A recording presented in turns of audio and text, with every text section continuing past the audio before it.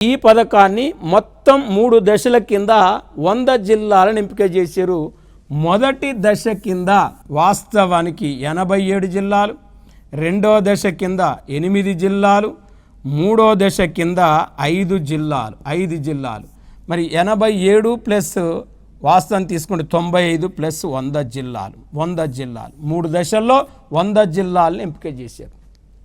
బేటీ బచావో బేటీ పడావో పథకం యొక్క ఎంబ్లం బాలికా స్మైలింగ్. దాన్ని రాఘవేంద్ర రూపొందించటం జరిగింది.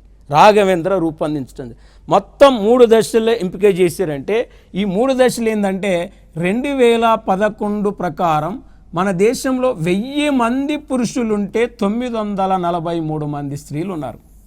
ఇది 940.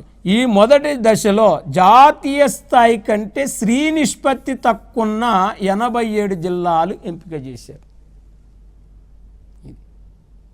అంటే జాతీయ స్థాయి కంటే స్త్రీ నిష్పత్తి తక్కువ అంటే 941, 940, 942, 930 ఇట్లా స్త్రీ నిష్పత్తి తక్కువ. ఇంతకంటే స్త్రీ నిష్పత్తి తక్కువ 87 జిల్లాలు మొదటి దశలో ఎంపిక చేశారు. రెండవ దశలో జాతీయ స్థాయి కంటే స్త్రీ నిష్పత్తి ఎక్కువండి కూడా అంటే 960, 950, 945, 940 అట్లుండి కూడా క్రమక్రమంగా తగ్గుతున్న జిల్లాలు 8 జిల్లాలు సెలెక్ట్ చేశారు. మూడో దశలో జాతీయ స్థాయి కంటే స్త్రీ నిష్పత్తి ఎక్కువండి కూడా క్రమక్రమంగా పెరుగుతున్న జిల్లాలంటే దీని దగ్గర 944, 940 అట్లా క్రమక్రమంగా పెరుగుతున్న 5 జిల్లాలను సెలెక్ట్ చేశారు.